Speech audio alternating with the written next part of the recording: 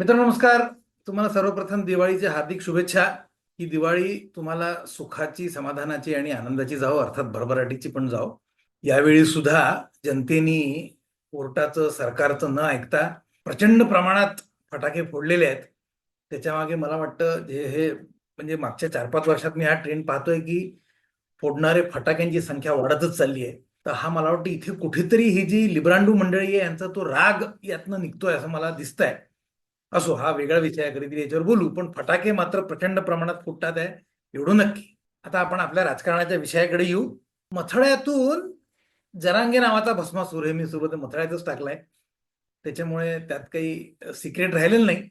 पण आता भस्मासुराचं उदाहरण मित्रांनो तुम्ही सगळ्यांनी आपल्या या पुस्तकांमधून, वाचनांमधून, अगदी पाठ्यपुस्तकातून, आई वडिलांच्या तोंडून, गोष्टींमधनं, आजी आजोबांकडनं सुद्धा हे उदाहरण तुम्ही सगळ्यांनी कित्येक वेळा ऐकलं असेल की एक राक्षस होता, त्याला महादेवानी वर दिला की तू ज्याच्याही डोक्यावर हात ठेवेल तो जळून खाक होईल. म्हणून त्याला भस्मासूर असे नाव पडले. मग तो शेवटी महादेवाकडेच वळला आणि मग सगळी धामधूम सुरू झाली, पळापळ झाली. मग त्यावेळेला विष्णूनी मोहिनीचे रूप घेतले आणि या भस्मासुराला स्वतःच्याच डोक्यावर हात ठेवायला लावून त्याला खाक केला वगैरे. ही गोष्ट तुम्ही सगळ्यांनी ऐकली असेल. तर आपण खेळलेली चाल आपल्यावरती पलटली किंवा आपणच पेरलेला माणूस आपल्यावरती वळून आला की त्याला भस्मासूर म्हणायची पद्धत आहे. पण इथे म्हणजे तुम्हाला समजावं म्हणून मी भस्मासूर असं उदाहरण दिलं. पण इथे मला मित्रांनो हिलरी क्लिंटन, या बिल क्लिंटन यांच्या पत्नी, अमेरिकेचे अध्यक्ष बिल क्लिंटन यांच्या पत्नी, आणि ज्या स्वतः इलेक्शन लढल्या होत्या, डोनाल्ड ट्रम्पनी हरवलं त्यांना 2016 मध्ये.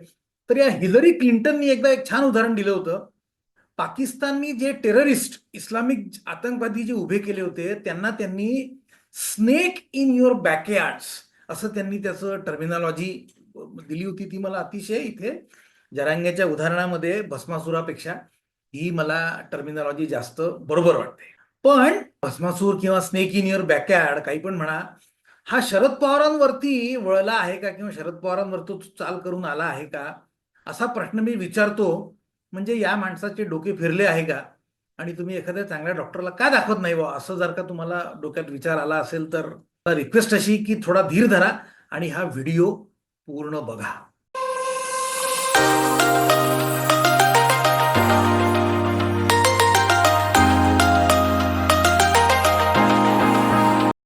तर परवा मनोज जरांगेंनी दलित आणि मुस्लिम नेत्यांची भेट घेतली आणि त्यांच्या आंदोलनाचे बिभत्स आणि खरे स्वरूप मित्रांनो बाहेर आले. म्हणजे फक्त एवढंच त्यांनी भेट घेतली हे नाही, पश्चिम आणि दक्षिण महाराष्ट्र, म्हणजे खरं म्हणजे ज्याला पश्चिम महाराष्ट्र म्हणतात तो खरं म्हणजे पश्चिम आणि दक्षिण म्हणायला पाहिजे. तर सोयी करता आपण पश्चिम महाराष्ट्रच म्हणू. तर पश्चिम महाराष्ट्र आणि मराठवाडा याच्यामध्ये मोठ्या संख्येने त्यांनी आपल्या अनुयायांना अर्ज भरायला लावले आहेत, नॉमिनेशन फॉर्म भरायला लावलेत. ही सुद्धा आमचे सूत्र अगदी आम्हाला नक्की ही इन्फॉर्मेशन देतात. ते मोठ्या संख्येने त्यांनी भरायला लावलेत. ते किती हा सुद्धा तपशील मित्रांनो पुढे येतो आहे. या भेटी म्हणजे दलित आणि मुस्लिम नेत्यांशी केलेल्या भेटी आणि त्यांनी मोठ्या संख्येने भरलेले उमेदवारी अर्ज, यामुळे महाविकास आघाडी समोर मोठे आव्हान तयार झाले आहे, हे अगदी उघड आहे. पण मित्रांनो राजकारणात इतके सरळ काहीच नसते आणि जिथे शरद पवार आहेत तिथे तर काही सरळ शक्यच नाही. त्याच्यामुळे या माणसाचा अजून एका दुसऱ्या पद्धतीने वापर करून घेता येईल का आणि शरद पवार तो करतील असं मला वाटलं. आणि तो काय पद्धतीने करता येईल तो सुद्धा एकदा तपासून पाहणं मित्रांनो मोठं मजेदार, इंटरेस्टिंग ठरेल. खरं म्हणजे मनोज जरांगे हे काय करता आहेत, म्हणजे ते जे नुसतं सांगत होते की मला गरीब मराठ्यांचं उत्थान करायचं आहे आणि त्याचा आरक्षण हा एक मार्ग आहे वगैरे, हे जे सांगत होते हे खोटं आहे. आणि हा मनुष्याचं खरं स्वरूप काय आणि हा काय करायला निघाला आहे हे बहुतेकांना माहीत होते.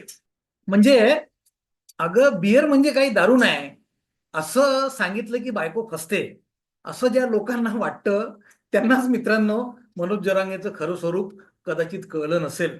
बाकी सगळ्यांना मनोज जरांगे काय करतात हे अगदी उघडपणे कळलेलं होतं. मनोज जरांगेंच्या मित्रांनो आंदोलनाचे खरे स्वरूप मी अगदी माझ्या डोळ्यांनी समोर पाहिले. म्हणजे मी मराठवाड्यात बऱ्यापैकी माझं काम असतं, त्याच्यामुळे मी माझ्या डोळ्यांनी मित्रांनो हे स्वरूप पाहिले होते.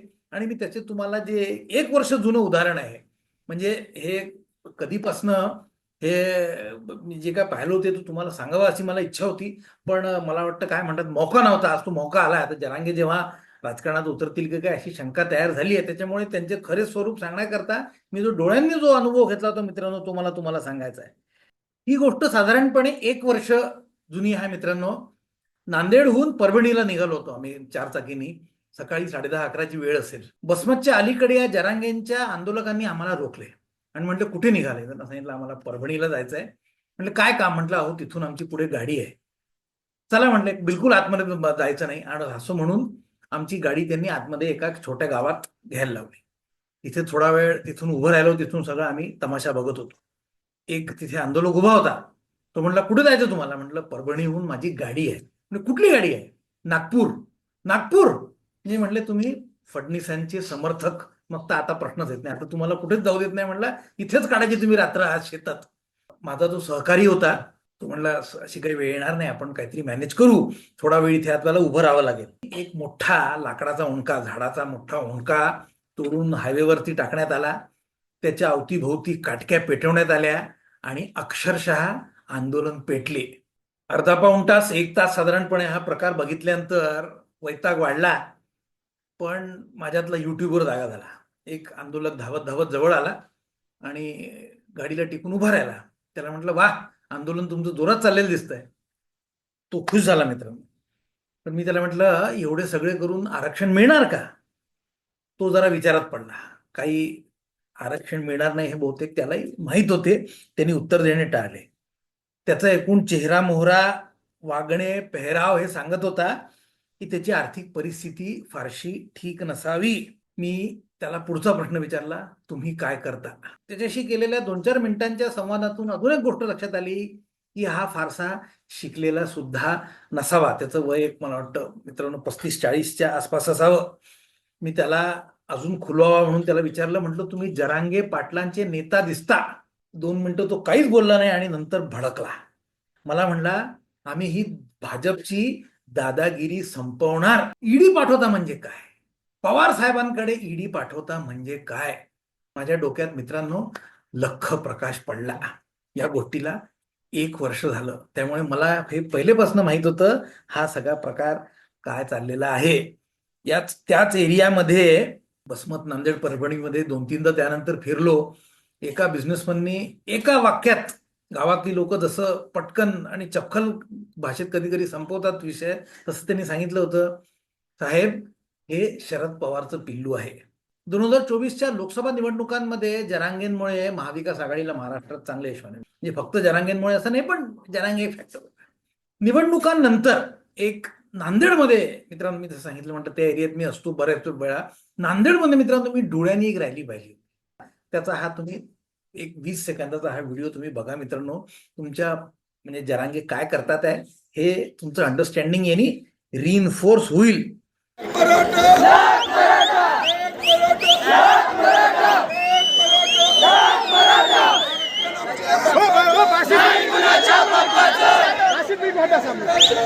या व्हिडिओला सुद्धा मित्रांनो 5 महिने झाले. एक मी तुम्हाला इन्सिडेंट सांगितलं 1 वर्ष जुना, हा व्हिडिओ जवळजवळ 5 महिने जुना आहे.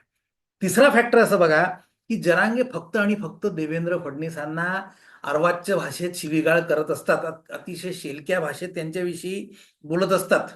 जेव्हा की मागच्या 45 वर्षापासून म्हणजे 1980 पासून मराठा आरक्षणाचा मुद्दा पेटलाय असं आपण धरू तर या मागच्या 45 वर्षामध्ये 32 वर्ष शरद पवार सरकारमध्ये होते, कित्येक वेळेला मुख्यमंत्री होते.